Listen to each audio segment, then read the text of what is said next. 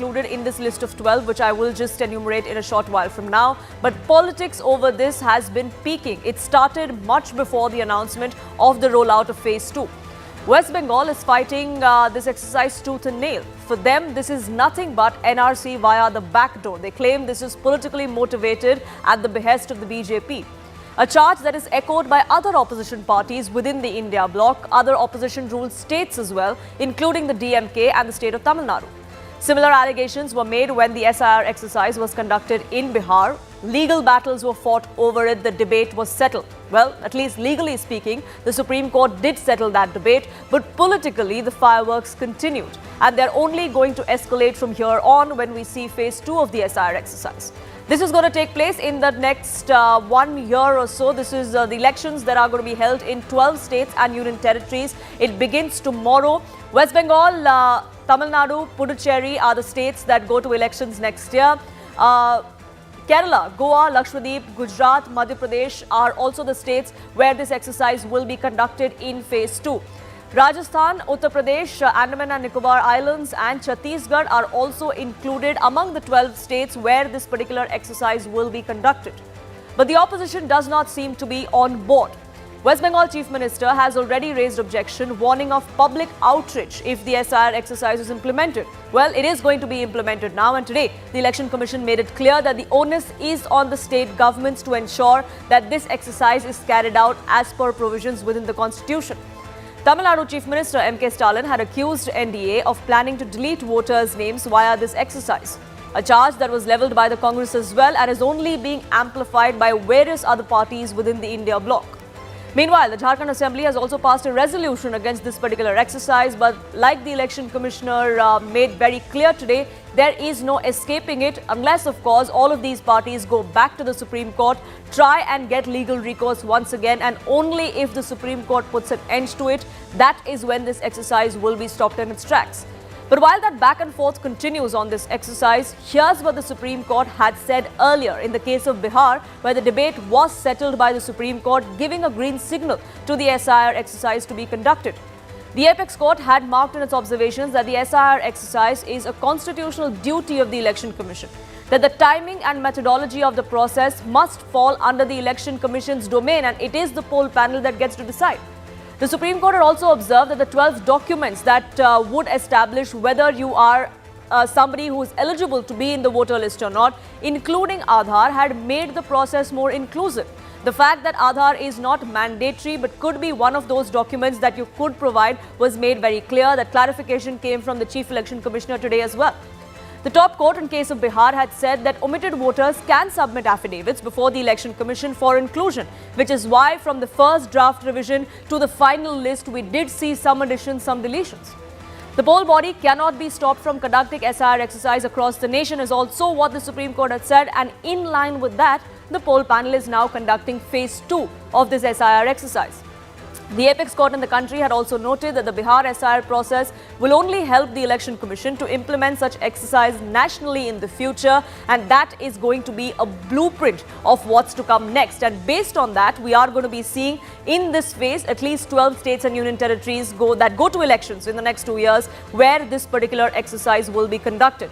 So clarifications have come to the fore from the Election Commission. We have a precedent from the Supreme Court as well. But opposition's concerns are still coming through. Are these concerns valid? That's the question we ask on Plain Speak.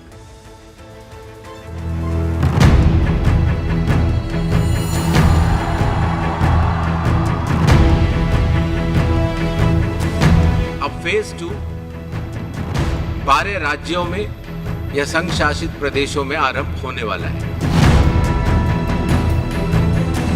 संविधान की रक्षा करने के लिए राहुल गांधी सहित सभी नेता निकल पड़े थे।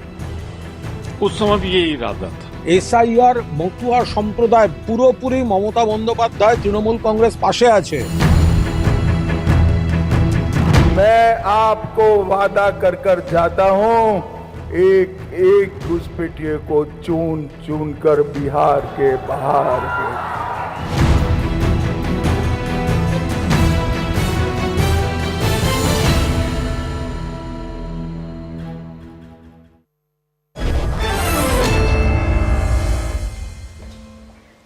Let's open this up. Radhika Khera, spokesperson of the BJP, is with us. Advocate Susie Shah, spokesperson of the Shiv Sena. Tausifur Rahman, spokesperson of the TMC, will be joining us shortly. Spokesperson of the DMK, A. Saravanan, is also with us. Mr. Saravanan, let me begin by asking you, what is the opposition against the SIR exercise? See, we are opposing this SIR because it does not, the idea is not to include voters. The idea is to exclude voters, disenfranchisement and selective disenfranchisement. This is what we oppose, and this is what had happened in Bihar. And that is why Mr. Rahul Gandhi had opposed it and called it vote chori. And what did the Election Commission do? Did they clarify that? And top of that, they did not want Aadhaar to be included as one of the documents in Bihar. The Supreme Court has to intervene. So the intention of the Election Commission is very clear. And if we look at the number of people who have been left out of this 65 lakh voters, 33% have been Muslims.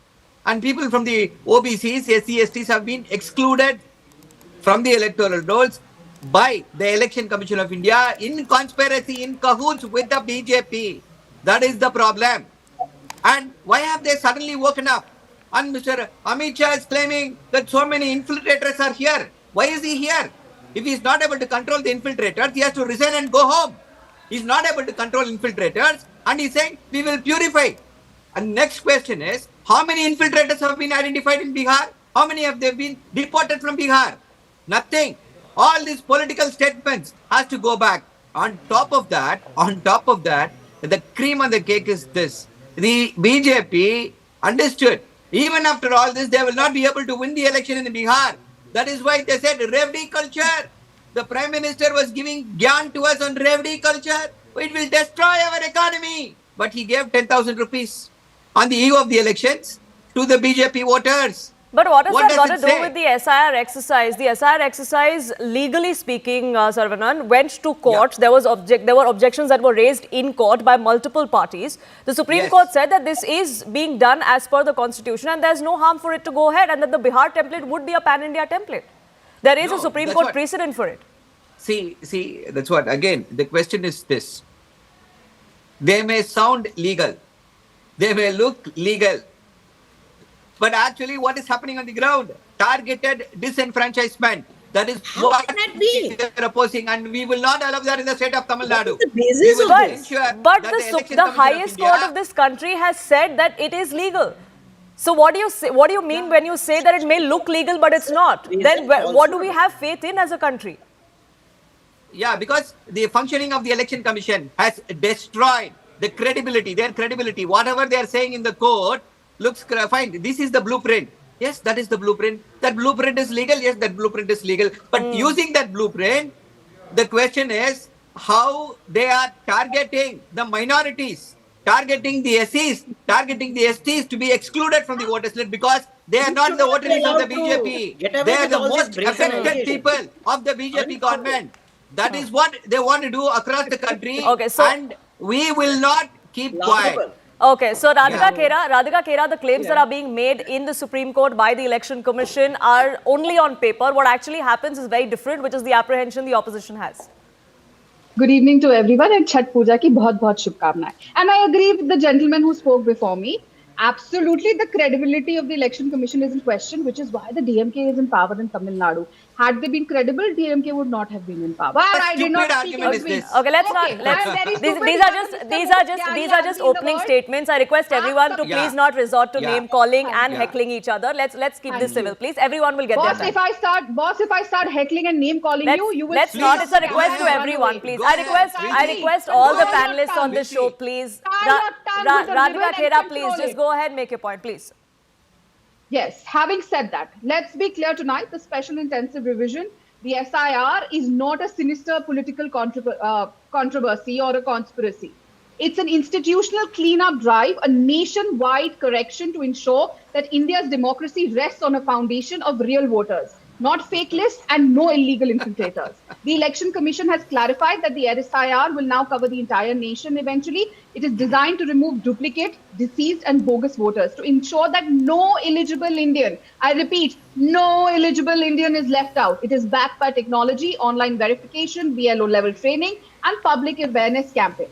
And let me also remind the viewers that the Supreme Court has already examined this and has dismissed all allegations of manipulation and categorically upheld that the process is fair, transparent and constitutional. Now, what exactly is the opposition protesting about? The same people who cry about vote theft are now desperate to stop the very process that will stop vote theft. Their fear is extremely simple. When fake names go, so does their fake voter bank. In Bihar, for example, 65 lakh ineligible names were deleted, 22 lakh deceased, 36 lakh migrated, 7 lakh duplicate voters. Not one valid citizen's name was removed. If there was a miscommunication or an error, that was sorted out. There has been no objection. I repeat myself, no objection filed by the RJD or the Congress party, which is in alliance with the DMK, when all this was tried. But yet Rahul Gandhi and Tejasvi Yadav spun tales of mass deletions that even they could not prove. And we are still waiting for that so-called hydrogen bomb that he was about to explode. But the truth is not suiting their narrative, which is why they're against it. And let me tell you with firm conviction that the BJP stands with the Election Commission because democracy survives not on slogans, but on credibility. SIR is about cleaning the system, while the opposition is about clinging to the rot. This is exactly what we are doing. And here, this person who was speaking before me was screaming and shouting that the Prime Minister has given away the money in Bihar to all the BJP voters. Sir, all people across the country are BJP voters, which is why for 11 years we have been again and again winning, and you people have been again and again losing. Rahul Gandhi as the leader of opposition and even that win is rigged is what the allegation is, Radhika Khera. That's the problem that the opposition has, that you have a track record of showing all your wins, but that is being, which is the Lat Bandhan, which is fighting amongst itself and then claims that vote chori ho gaya. They cannot, if they're having that. Have you ever heard of a more absurd thing than a friendly fight? What is a friendly fight? A fight is a fight. There's nothing called a friendly fight. But there have been friendly fights even on the NDA side in multiple other states, but let's not get into that. Tasifur Rahman, I believe you're with us now. What is the TMC's objection? Why does the TMC want to hit the streets and protest against this exercise? Something that the Chief Election Commissioner today made very clear, that the state is obligated to ensure the protection of these agents who will be working on ground and to ensure that the exercise reaches fruition because it is a constitutionally mandated exercise. Good evening, everyone. Good evening, Poonam. First of all, I don't understand why the BJP is getting so much angry and why they're excited about. Like, ऐसा लग रहा है कि उनकी election सामने आ रही है. But anyways, we are not opposing any process. However, if any legitimate voter's name is removed, we will take a constitutional fight, Poonam, against SIR and those Zamindar BJP all the way to Delhi. If any eligible vote has been omitted, we will pursue the matter through legal channels. The ECI must not allow to become a branch of BJP. If democracy is under attack, we cannot remain silent. It is as simple as that. We just want that the BJP or the ESI, they are working together or not. If the ECI is not working with BJP, then why BJP is interfering so much? Why Anurag Thakur is doing a press conference instead of BJP? ECI. So, I mean, if Trinamool Congress and the government of West Bengal have nothing to fear from any exercise undertaken by the Election Commission of India or any other body. We have earned the people's mandate through hard work, Poonam. Try to understand credibility and public trust, not through manipulation or shortcuts. Bengal's faith in CM Mamata Banerjee leadership is the strongest certificate, which is legitimate. So we are not scared of anything. But if you come and if you want to delete 65 or 70 lakh voters who are legitimate, we will not entertain this. Of course, we will protest. Protibad to kortei hobe. And amra protibad korbo, nishchoy korbo. So this is the line of thing that you have to understand, that we are very serious with SIR. We want to help ECI, but ECI cannot do gundagardi. ECI cannot stay like in their own Gaga land. No, it cannot be. Give us proof. Give us the receipt. Why do you want to cut the names? Why do you want to throw someone out of India? And why do you want to make someone Indian at the same time? But Tasifur Rahman, there is recourse in that case. Even in the case of Bihar, there was one draft that was made public in June, and then there were revisions that were made. There were both additions and deletions made, after which another final list came out. So if somebody's name is included falsely or excluded falsely, there is recourse for that particular individual, also for party BLOs to help these individuals out. Poonamji, again I repeat myself, we are not opposing any process. What we are opposing is the BJP hypocrisy and its repeated attempt to misuse constitutional institution for partisan advantage. Time and again the BJP has tried to weaponize institution like the ECI and to achieve what cannot through the ballot box. I mean, the latest exercise appears to be yet another attempt to influence the democratic process under the guise of administration reform. Where are we wrong, ma'am? Tell me. Where are we But wrong? why do you say that? Why do you say that? The Supreme Court, as far as the Bihar SIR also, when the same allegations were made, then the case went to the Supreme Court. The Supreme Court said there is absolutely no problem with the timing of it. Please go ahead. No, the Supreme Court had given a didn't the Supreme Court give a green signal for that SIR exercise to be completed before elections in Bihar? See, this is not about timing. This is all about intention.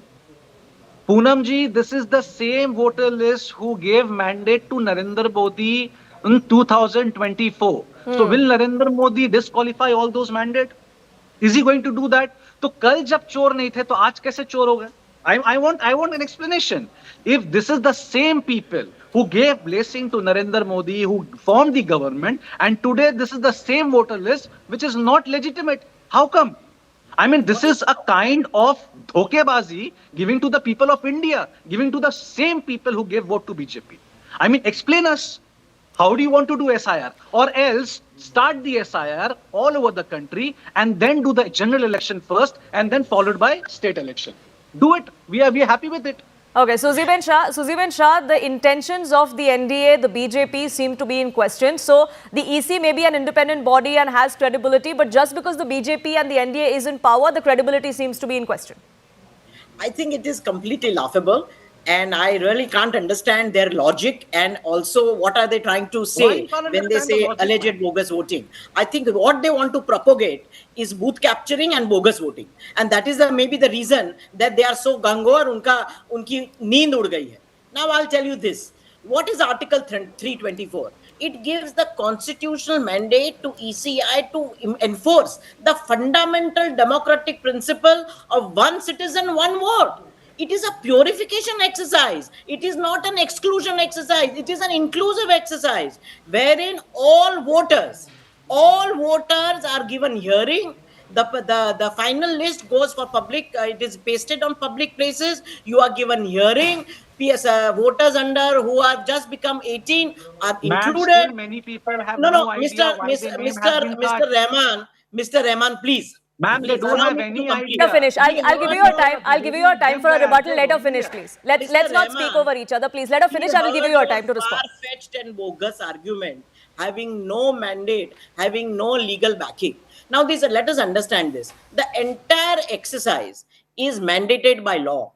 It is mandated by the Constitution, and the implementing authority is the ECI. Now, these people have lost faith in ECI, the Supreme Court, the High Court, and what have you. But it will be implemented in the most fair and an accurate manner. And as to why? Because before any addition or deletion, it is a public hearing is required to be taken. The entire electoral roll before it is finalized is put up on the site, on public places where people can take objection. I'm sure the TMC and DMK, if at all they have foot soldiers on ground, would do what is necessary to be done. Can I come in? Number one. Just a second. Let her finish, please. 30 seconds, Suzy. 30 seconds, Suzy Ben Shah. Please finish your point. Last, final. Yes, and I would go a step further. That in Maharashtra we are having our corporation elections. I would go that in Maharashtra also there should be purification of voter list, because it has never been done till 2014.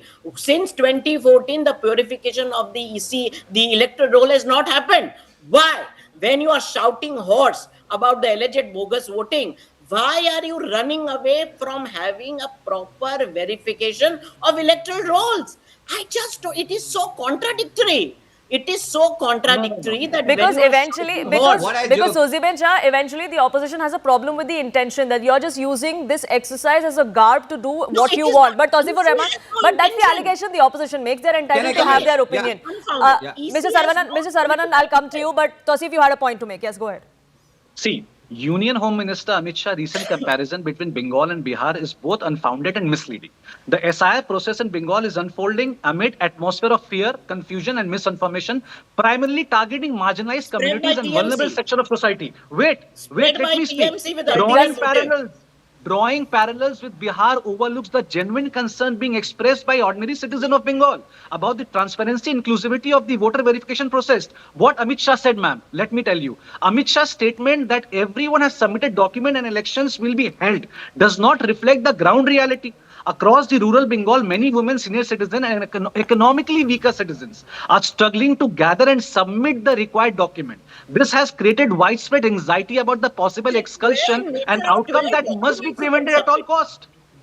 Will you But there is a clarification that has come to the fore, Tausif, on that as well, that if your name is there in 2003 list, then you don't have to provide any of those documents. Also, as far as this mapping exercise was conducted, pre-SIR preparations were made in West Bengal. If you see the kind of disparity, if there is a certain disparity that has come to the fore, that the list that was present in 2002 to what is now, there, especially on the border districts, there is major mismatch, over 60% in some districts.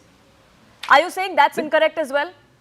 But you know what my intention is? The BJP has repeatedly attempted to subvert the democratic norms through systematic manipulation, Poonam, of voter rolls, genuine voter. So are you saying this mapping exercise is also flawed? You must substantiate. So are you saying that there is no mismatch in the list? Susie, wait just a second, please. Tausif, so are you saying in this mapping exercise, the data or the mismatch that has come to the fore is not true? Is that what you're saying, that this exercise is also flawed? Is that the argument you're making? There are flaws. ECIs are totally failure. They cannot explain what they want. They cannot know. They don't know actually what they're doing in this country. And they are just running as a BJP office. I don't understand. This is my problem. And if you say that I am just talking bullshit, it's all right. But we are concerned about Bengal. We are concerned about our people, ma'am. So if ECI behaves like the Election Commissioner of Bharatiya Janata Dal Party, we will object. Sure, Mr. Saravanan. Yeah, okay. Yeah, Radhika Khera, go ahead. 30 seconds for a rebuttal before I get in. There are few concerns that Tausiful Rahman had. He said that they will pursue every name removal legally. Well, we are waiting. What stopped your alliance partners, the Congress and the RJD, to pursue this legally in Bihar? Not one complaint, not a single complaint. And if you have any complaints, please show them here. Second, you said Anurag Thakur is doing a press conference on behalf of BJP. Obviously, he's a BJP leader. He will do a press conference for BJP. Third, you said that we support, I did not speak over you. Let me complete. You said that we will support the ECI and we stand by them. So, which is why your leaders are making violent threats that they will not let the SIR happen now. And also, when he talks about that the Election Commission is compromised, let's talk about K. Sundaram, Nagendra Singh, R.K. Trivedi. Two were giving Padma Vibhushan, one was made the governor. And all three of them were election commissioners who were compromised by the Congress when Mamata Banerjee was a part of the Congress. Then came R.K. Trivedi, then came V.S. Ramdev, both were made governors. Then T.N. Seshan, who went and fought a Congress election for ticket. Then came M.S. Gill. We all know that he became a minister in the Congress government. Then came N. Gopalaswamy, who also got a Padma Vibhushan. And how can we forget Naveen Chawla and how he had controlled everything? So the puppet of the Congress has always been the Election Commission when they were in power, which is why the TMC spokesperson is also thinking like that way, because Mamata Banerjee has been witness to that. And then you talk about, sir, let me finish. When you talk about that you're concerned, let me finish. I didn't interrupt. 20 seconds. Radhika Khera, 20 seconds, please.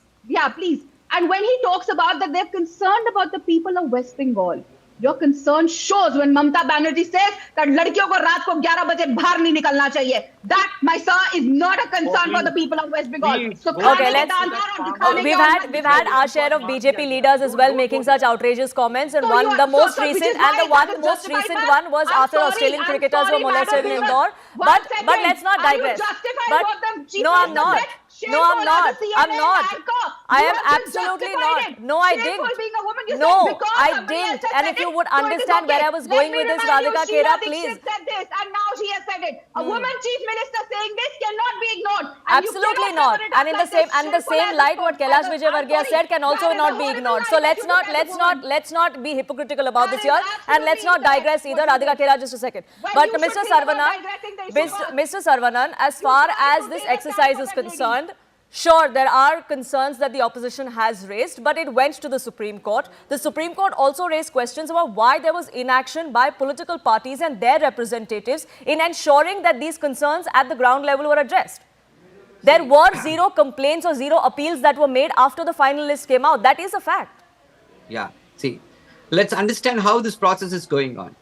The Supreme Court says, you say the Supreme Court has said there is no opposition from the political parties. It is only because the political parties have opposed it and went to the Supreme Court. The Election Commission did a double take and said, no, we will, Supreme Court said Aadhaar has to be included. Now that is one of the tools of empowerment. And imagine 65 lakh voters have been excluded. And how do you find them? How do you find them and ask them to submit the documents that has been prescribed by the Election Commission? See, the problem is this. It presumes exclusion. Exclusion is the major objective of the SIR. That is what we are opposing. It should never be that way. And it's really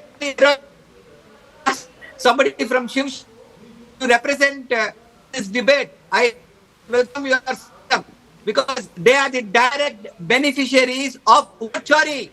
They are holding the post. They are remaining in the government on the basis of illegitimacy writ large. And our Chief Minister, Mr. N.K. Stalin, has pointed out that even the Prime Minister is holding his post on the basis of illegitimacy. Poonam, can I just get 20 seconds? Susie Ben, yeah, Tausif, I'll come to you. Susie Ben Shah, you had a counter to make since Irshana was mentioned. 30 seconds to you, please. You mentioned Maharashtra. So in Lok Sabha, when they won, apparently they got better, performed better. There was no vote chori. There was no vote theft. Then you added some developers. No. I just don't understand your duplicity. Then you added 50 lakh voters. What duplicity? What are you talking about? Then you added 5 months. Within 5 months, you added 50 lakh voters. How did you win? You have no foot soldiers in Maharashtra.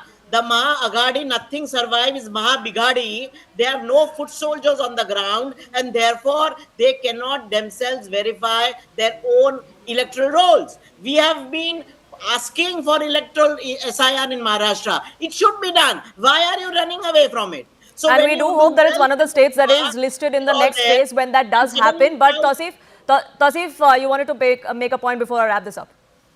Just a short point. Like, what is my concern? It is deeply concerning, Poonam, that the Chief Election Commissioner, when faced with public scrutiny, chose to deflect accountably rather than provide clarity.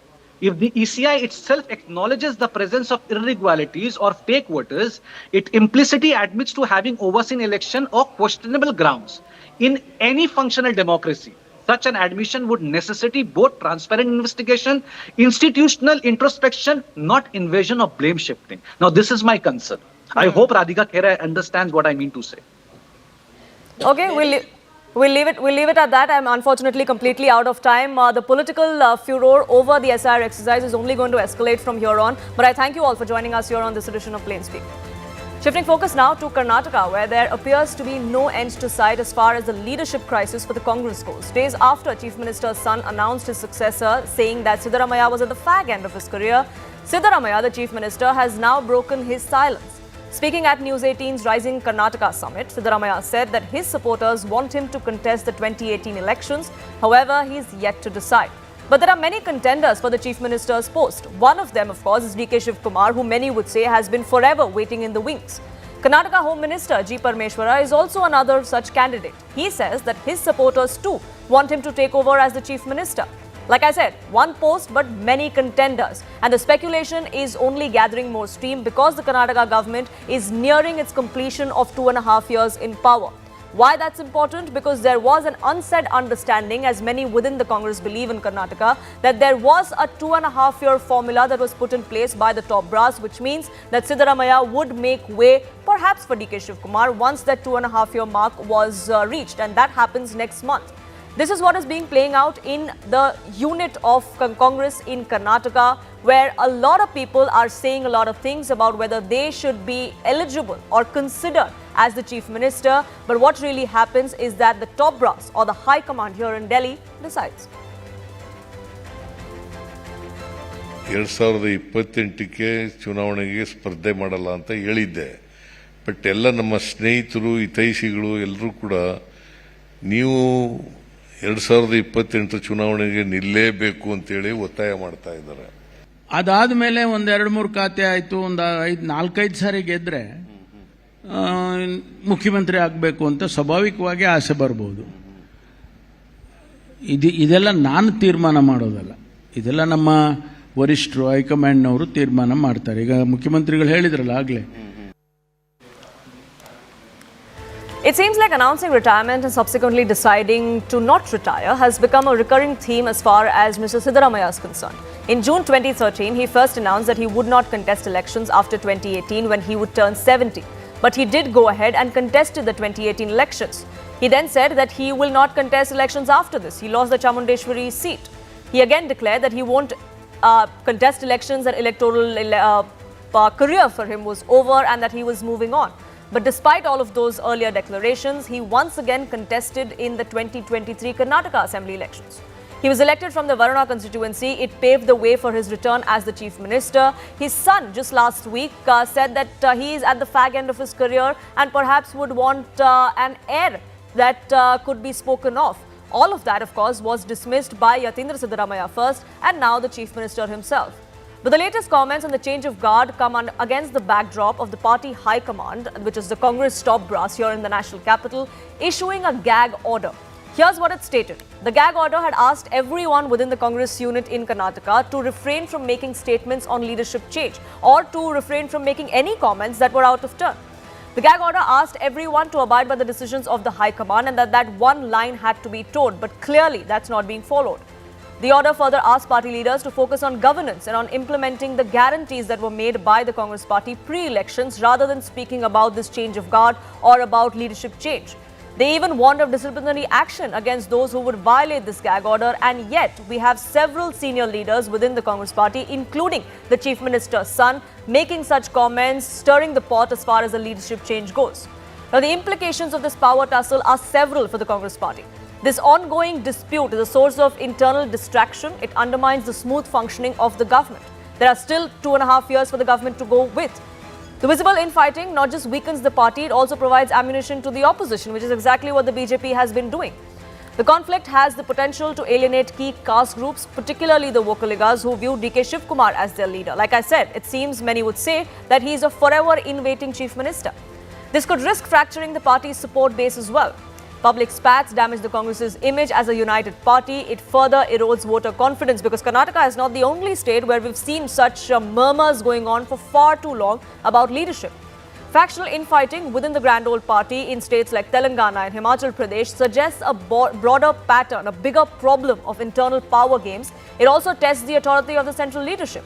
Why exactly is the gag order that was put in place by observers of the Congress party or by the top leadership is not working? That's a question many would ask of Mr. Kharge as well.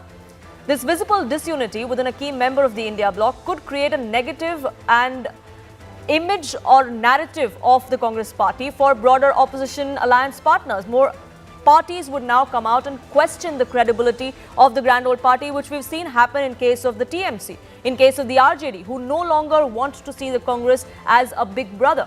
So while we're speaking of Karnataka and the Congress and the Chief Minister's chair, whether or not there is going to be a leadership change, while there seems to be these murmurs that are gathering further steam, is there ever going to be an end to this power tussle in the state?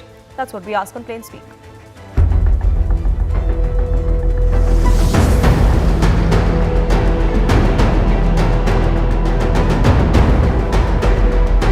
ತಂದೆಯವರು ಈಗ ಇನ್ನೇನು ರಾಜಕೀಯ ಕೊನೆಗಾಲದಲ್ಲಿ ಅವರ ರಾಜಕೀಯ ಬದುಕಿನ ಕೊನೆ ಘಟ್ಟದಲ್ಲಿದ್ದಾರೆ. ಅಂತ ಸಮಯದಲ್ಲಿ ಚುನಾವಣೆಗೆ ಸ್ಪರ್ಧೆ ಮಾಡಲ್ಲ ಅಂತ ಹೇಳಿದ್ದೆ. ಬಟ್ ಎಲ್ಲ ನಮ್ಮ ಸ್ನೇಹಿತರು ಹಿತೈಷಿಗಳು ಎಲ್ಲರೂ ಕೂಡ ಹೈಕಮಾಂಡ್ ಒಪ್ಪಿಗೆ ಕೊಟ್ಟರೆ ಅವರೇ 5 ವರ್ಷ. ಅದಾದ ಮೇಲೆ ಒಂದು 2-3 ಖಾತೆ ಆಯಿತು, ಒಂದು 4-5 ಸಾರಿ ಗೆದ್ರೆ ಮುಖ್ಯಮಂತ್ರಿ ಆಗಬೇಕು ಅಂತ ಸ್ವಾಭಾವಿಕವಾಗಿ ಆಸೆ ಬರ್ಬೋದು. ಇದೆಲ್ಲ ನಾನು ತೀರ್ಮಾನ ಮಾಡೋದು, ಇದೆಲ್ಲ ನಮ್ಮ ವರಿಷ್ಠರು ಹೈಕಮಾಂಡ್ನವರು ತೀರ್ಮಾನ ಮಾಡ್ತಾರೆ. ಈಗ ಮುಖ್ಯಮಂತ್ರಿಗಳು ಹೇಳಿದ್ರಲ್ಲ ಆಗಲೇ.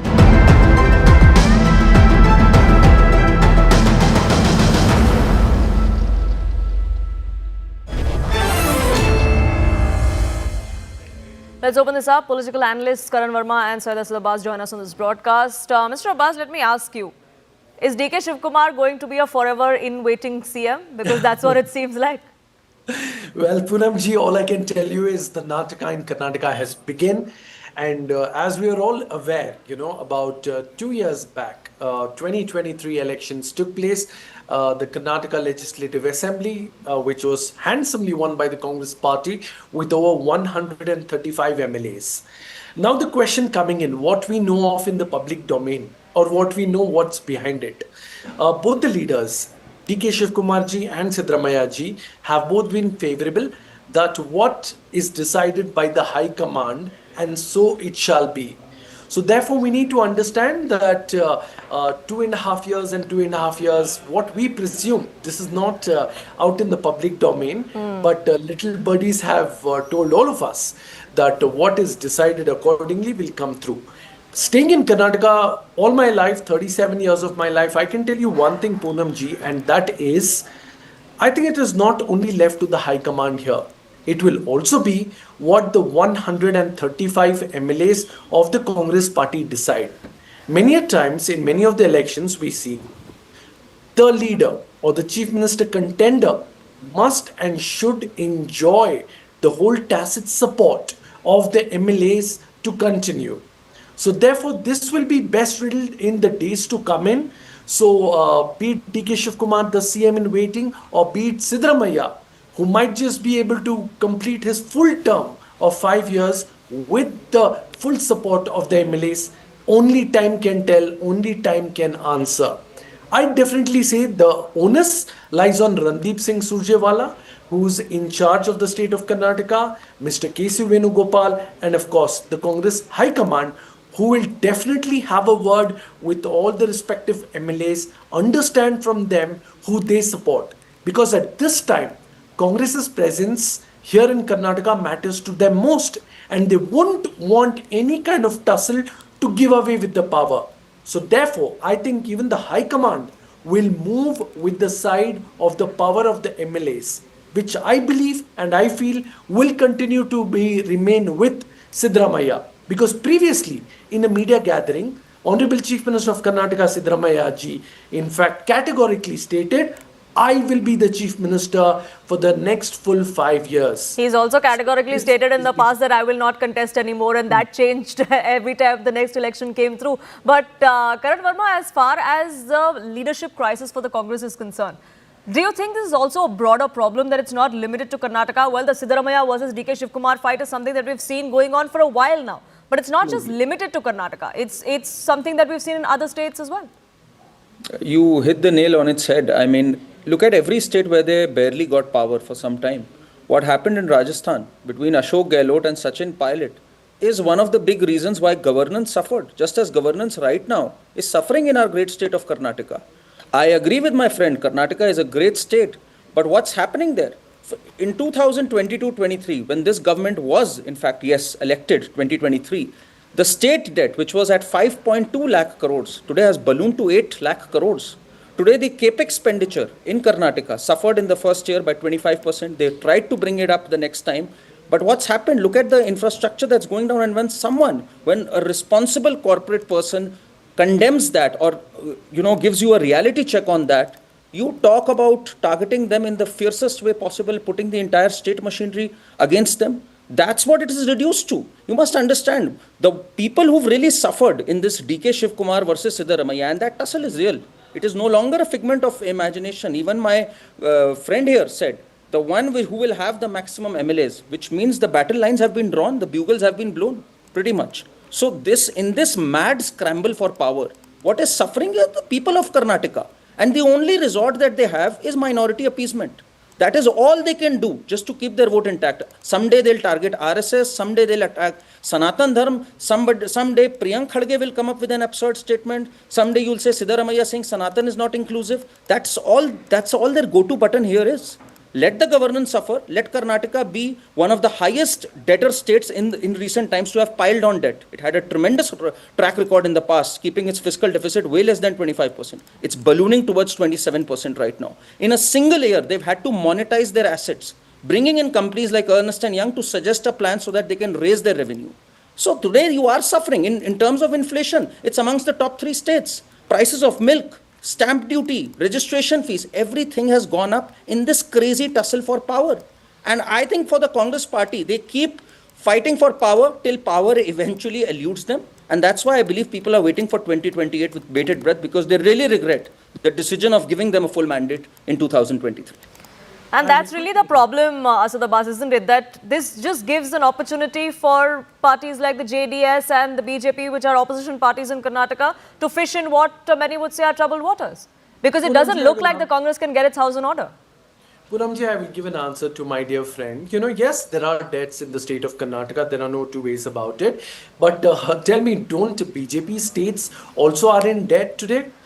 The fact of the matter, very selectively, my friend Karan Verma has shared statistics. Let me bowl you over with strong statistics of Karnataka.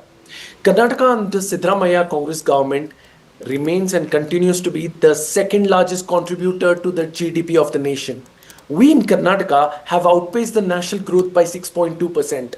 Agriculture has grown by 4%. Not just that, in the words of Pradhan Mantri Modi ji, Bengaluru is the crown jewel of India, which he takes great pride from. Also, we continue to be the startup capital of India, Silicon Valley of the East, and the software hub of the Asia. Why is it then, Asad Abbas, we see, but Asad Abbas, why is it then we see so many corporates complaining about the mess that we see in Bengaluru? One small rebuttal. That's a fair question, Poonamji, and I shall answer that. Can I make a 10-second introduction? Then my with friend respect can... to the traffic, Karan, I'll come to you. Just let him finish his point. 10 seconds. It is a true matter that a few of the companies are leaving the city, which is unfortunate. I think we should work harder to bring them back. But let me also tell you, if one or two is leaving, there are more than 100 companies every single day being incorporated in Bengaluru. Hundreds of startups are incubated in Bengaluru. As a matter of fact, there is a place called HSR Layout here in Bengaluru. You throw a stone, you'll hit a young entrepreneur. That's how startups and software parks are mushrooming in Bengaluru. Not just that, there is a startup. Sure, but unfortunately, those who raise these complaints, raise these concerns, they are sort of silenced by the kind of comments that we see, especially on social media. But Karan Verma, yes, you have a point to make. You know what my friend said, that Bangalore is the IT capital and all the other claims, of course, and we are all proud of the fact that Bengaluru, Karnataka, the great state of Karnataka has achieved that. But Siddaramaiah doesn't get any credit for that, because if anything, all these statistics, all these numbers which I gave out, from debt management to fiscal prudence to growth in agriculture to all these statistics, Karnataka was doing much better before you got power. So let's present the facts right, let's give the entire perspective. In fact, right now, the CAG has pulled up the Karnataka government saying that even the 5,300 crores that was allocated for infrastructure, you diverted it. In fact, Karnataka right now has been badly hit with all these allegations and with all these scams which have happened for real, like the Muda scam, like the Valmiki scam. In fact, so much so that Karnataka had to slash 14,000 crores funds that was meant for the SC/ST to fulfill these freebie schemes which haven't done much to propel the economy. It's a fact on record, be it debt, be it inflation, or be it the numbers of growth.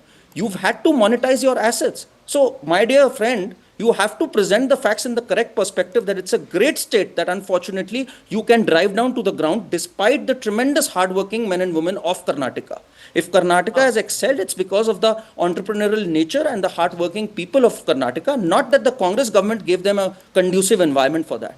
They are so obsessed with caste and religion-based politics that I don't think they have any time left for development. And that's really the problem, Asad Abbas, because at least that's the narrative that's coming through, that the priorities are completely misplaced, that people would rather talk about who wants to become the chief minister in the state of Karnataka rather than talk about the issues that plague the state. My dear friend Karan Verma brazenly, took away all the achievements of Siddaramaiah. Respected sir, are you even aware that BJP, JDS, none of your chief ministers have been able to complete 5-year terms? It was SM Krishna of the Congress party who saw the dream to turn Bengaluru into Singapore. Talk about the current government. Congress government under SM Krishna, 2013 to 2018, 5 years of chief ministership of Siddaramaiah brought in hundreds and thousands of multinational companies in my beautiful city of Bengaluru. And also, sir, you need to be updated on the court proceedings. Muda, you got a 0, Koli Mutte, बाइज्जत बरी हुए हैं सिद्धरामैया जी. The High Court said that there is absolutely no proof or any coherence. He's been given a clean sheet. Who? Siddaramaiya. So therefore, my friend, you need to understand. Right? Just the Congress government is doing everything in its capacity. Of course, just completing my point, sir. There are two problems, yes, we Bengaluru see every day. That is traffics and potholes. And I believe if there is great power, there's great responsibility and equal accountability. The Congress government must and should do everything in its might to fight this. And we do hope that at least they unite on that front. They may not agree of who should be the chief minister, but at least they'll agree on the fact that they've been elected by the people of Karnataka, and irrespective of whose supporters or whose camps they come from, it's the people of Karnataka that a united Congress government does serve. I have to leave it at that. I thank you both gentlemen for joining us here on Plain Speak. It is time for a quick break here, but news and updates will continue on the other side. Do stay tuned.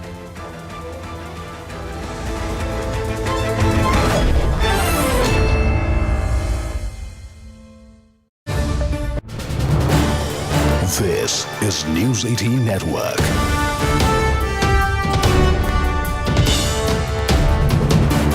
India's largest news network.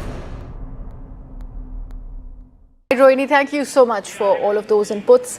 Now we're shifting our focus to Kerala. We're getting some breaking news.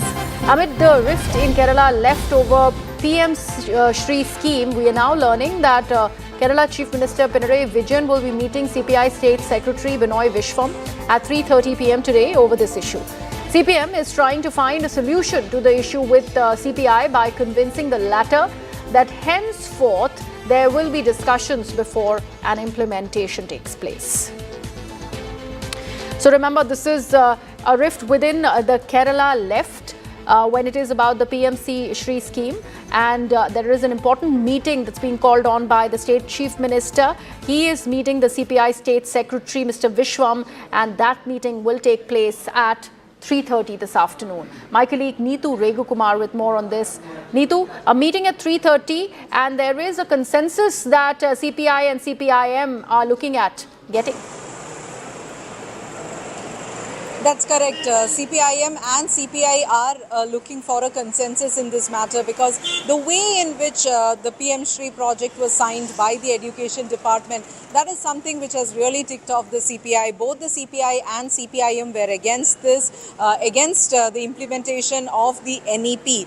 And without the cabinet's knowledge, without discussing in the LDF with the allies, CPI was not aware of this when this issue was, when the Education Department signed the MOU. So that is what which has added to the troubles here. CPI State Secretary Binoy Vishwam holding a press conference publicly and asking where is the collective responsibility. When their ministers had raised this inside the cabinet, they did not get a response on this. So the CPI has been pretty angry over the way in which the Education Department has handled this. The Chief Minister is back in the country now. There was a secretariat meeting of the CPM also, which happened early in the day. CPI State Executive meeting will be happening in Alappuzha. It's in between this. What we are understanding is that the Chief Minister has also spoken to Mr. Vishwam over phone, and then this meeting will happen. According to sources, what we learned from the CPIM State Secretariat meeting is that they want a consensus in this, and that is why the Chief Minister himself meeting, and they are trying to tell the CPI that there will not no work will go forward in this, in implementation of the NEP. And also another solution which they might offer for the CPI is that a committee can be formed with both CPM, with even CPI members there to oversee all this. So these are all solutions that are looked into, but this meeting at 3:30 between Chief Minister Pinarayi Vijayan and CPI State Secretary Binoy Vishwam in Alappuzha is crucial. Right. Neetu, thank you so much for all of those inputs there. This is News 18 Network.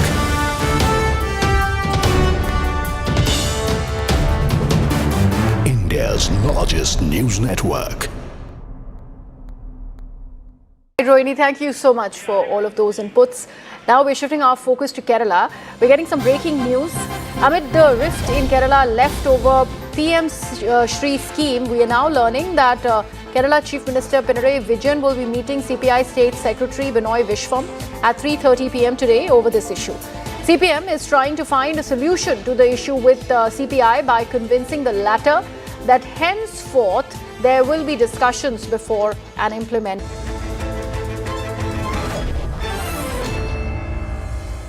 Thank you for staying with us. Team India's Shreyas Iyer remains under medical supervision in Sydney after scans revealed a spleen laceration from his on-field injury in the third ODI. BCCI says he's stable, he's responding to treatment and is being closely monitored. Here's the complete story.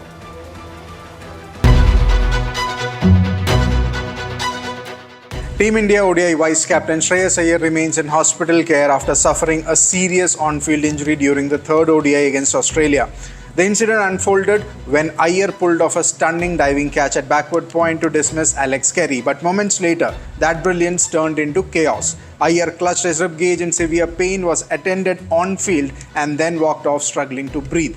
His condition worsened in the dressing room as per reports as his blood pressure dropped, forcing urgent medical intervention and immediate hospitalization. Now, the BCCI has issued an official statement confirming that scans have revealed a laceration to the spleen in the left lower rib cage region. The board says Iyer is medically stable, recovering well and under treatment. The BCCI medical team, along with specialists in Sydney and India, is monitoring him closely, and the Indian team doctor will remain in Sydney to track his progress day to day. Initially, Iyer was expected to be out for 3 to 4 weeks, but with the spleen injury and internal bleeding detected, the recovery timeline is now uncertain and could extend significantly. This also raises the real possibility that he may miss India's next international assignment, the ODI series versus South Africa, starting late November. For now, Iyer is expected to stay in Sydney for at least a week before doctors decide when he can fly back to India. Meanwhile, Suryakumar Yadav's side moves ahead with the 5-match T20I series against Australia, a squad Iyer was not part of. As of now, Iyer remains stable under close observation, with Team India and its fans anxiously hoping for a strong and speedy recovery.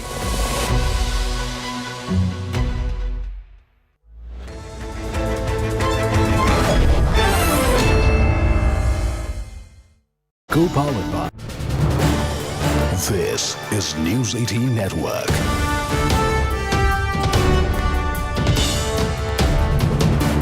India's largest news network. Rohini, thank you so much for all of those inputs. Now we're shifting our focus to Kerala. We're getting some breaking news. Amid the rift in Kerala left over PM Shri scheme, we are now learning that Kerala Chief Minister Pinarayi Vijayan will be meeting CPI State Secretary Binoy Vishwam at 3:30 p.m. today over this issue. CPM is trying to find a solution to the issue with CPI by convincing the latter that henceforth there will be discussions before an implementation takes place. So remember, this is a rift within the Kerala left when it is about the PMC Shri scheme, and there is an important meeting that's been called on by the State Chief Minister. He is meeting the CPI State Secretary Mr. Vishwam, and that meeting will take place at 3:30 this afternoon. My colleague Neetu Regukumar with more on this. Neetu, a meeting at 3:30, and there is a consensus that CPI and CPIM are looking at getting. That's correct. CPIM and CPI are looking for a consensus in this matter because the way in which the PM Shri project was signed by the Education Department, that is something which has really ticked off the CPI. Both the CPI and CPIM were against this, against the implementation of the NEP. And without the cabinet's knowledge, without discussing in the LDF with the allies, CPI was not aware of this when this issue was, when the Education Department signed the MOU. So that is what which has added to the troubles here. CPI State Secretary Binoy Vishwam holding a press conference publicly and asking where is the collective responsibility. When their ministers had raised this inside the cabinet, they did not get a response on this. So the CPI has been pretty angry over the way in which the Education Department has handled this. The Chief Minister is back in the country now. There was a secretariat meeting of the CPM also, which happened early in the day. CPI State Executive meeting will be happening in Alappuzha. It's in between this. What we are understanding is that the Chief Minister has also spoken to Mr. Vishwam over phone and then this meeting will happen. According to sources, what we learned from the CPIM State Secretariat meeting is that they want a consensus in this, and that is why the Chief Minister himself meeting, and they're trying to tell the CPI that there will not, no work will go forward in this, in implementation of the NEP. And also another solution which they might offer for the CPI is that a committee can be formed with both CPM, with even CPI members there to oversee all this. So these are all solutions that are looked into, but this meeting at 3:30 between Chief Minister Pinarayi Vijayan and CPI State Secretary Binoy Vishwam in Alappuzha is crucial. Right. Neetu, thank you so much for all of those inputs there. This is News 18 Network.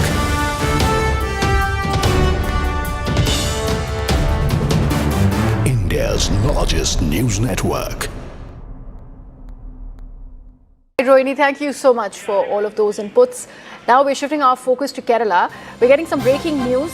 Amid the rift in Kerala left over PM Shri scheme, we are now learning that Kerala Chief Minister Pinarayi Vijayan will be meeting CPI State Secretary Binoy Vishwam at 3:30 p.m. today over this issue.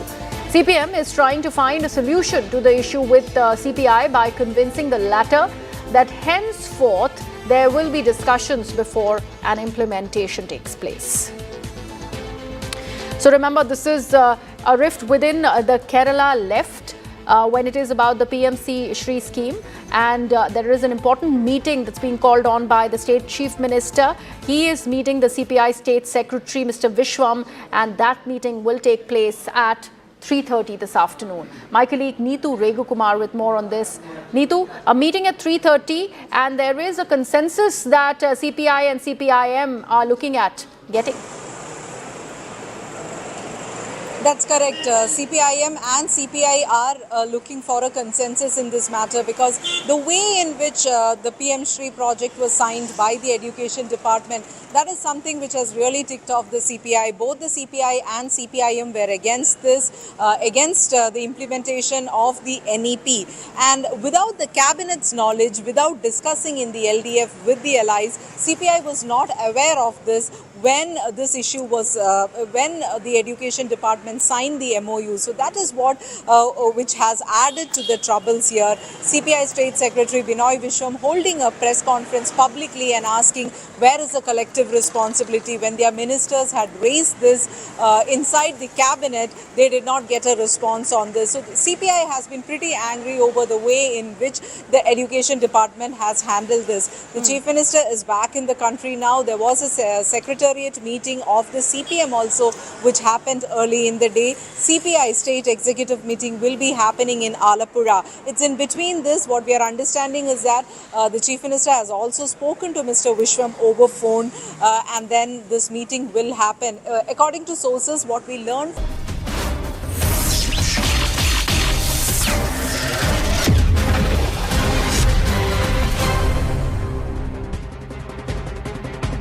Namaste, Jai Hind, and welcome to this edition of The Right Stand. I'm Anand Narsimhan.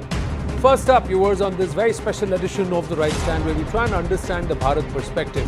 Let's talk about trade, the tariff restrictions, which the likes of Piyush Goyal and Dr. Jaishankar have said are one biased and also being picked and chosen in terms of nations on whom these tariff restrictions are being imposed or sanctions have been imposed. Now, amidst this entire tariff unease, US President Donald Trump is attending the ASEAN and the East Asia summits. While Bharat and the US are closing in on a trade deal, the US President yet again reiterated his claim of Bharat assuring him of not purchasing Russian oil.